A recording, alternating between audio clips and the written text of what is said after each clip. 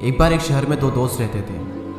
वो दोनों दोस्त एक दिन समुद्र किनारे शंख इकट्ठा करने के लिए गए ताकि उन शंखों को बेचकर वो अपने लिए कुछ पूंजी जमा कर पाए। दोनों दोस्त शंख इकट्ठा कर ही रहे थे, तभी पहले वाले दोस्त को एक बड़ा शंख मिल गया और ये देखकर दूसरे वाले दोस्त के मन में आया कि यार इसे तो बड़ा शंख मिल गया, अब ये मुझसे ज़्यादा पैसा कमा लेगा। तो फिर उसने सोचा कि अब मैं भी सिर्फ बड़ा शंख ही ढूंढूंगा ताकि मैं भी ज़्यादा पैसा कमा पाऊँ। तो अब वो लग गया बड़े शंख की तलाश में।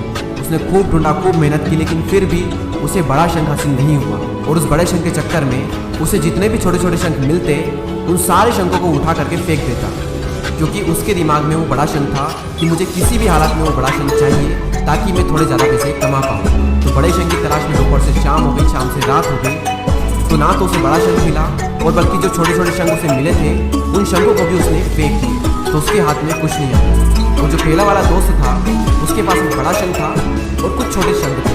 तो रात हो गई और वो दोनों दोस्त घर जाने लगे। तो घर जाते वक्त पहला वाला जो दोस्त था उसने अपने शंख बेच दिए। तो उसके पास एक जो बड़ा शंख था उसके उसे मिले 1000 रुपये और जो छोटे छोटे शंख उसके पास में थे उसके उसे मिले 3000 रुपये। और ये जानकर उस दूसरे वाले दोस्तों को बहुत दुख हुआ कि काश मैं उन छोटे छोटे शंखों को फेंकता नहीं तो अभी मेरे पास इससे भी ज़्यादा कमाई होती। उसके दोस्त ने उसे बताया कि जो छोटे छोटे शंख तूने फेंक दिए थे ना उन्हीं को मैंने अपने पास कलेक्ट कर लिया और उन्हीं की वजह से मुझे मिले 3000 रुपये। और ये जानकर वो दूसरा वाला दोस्त और भी ज़्यादा निराश हो जाता है। इस कहानी को बताने का मेरा मकसद बिल्कुल साफ है कि हम बड़ी बड़ी चीज़ों के चक्कर में कई सारी छोटी छोटी चीज़ें या फिर ये कहें कि कई सारे छोटे छोटे मौके हाथ से गंवा देते हैं। हम हमारी डे टू डे लाइफ में भी कई सारी छोटी छोटी चीज़ों को इग्नोर करते हैं, लेकिन ये बात आपको जान लेनी चाहिए ये छोटी छोटी चीज़ें आगे जाकर बहुत विशाल रूप धारण कर लेती हैं। हर छोटी चीज़ पर ध्यान लगाओ, उसे इग्नोर मत करो, आगे जाकर आपको इसकी अहमियत पता चलेगी। मैं ये भी नहीं कह रहा हूँ कि आप छोटा सोचो और छोटा ही करो। मेरा कहने का मतलब ये है कि आप सोचो बड़ा, लेकिन उसके लिए हर वो छोटा काम करो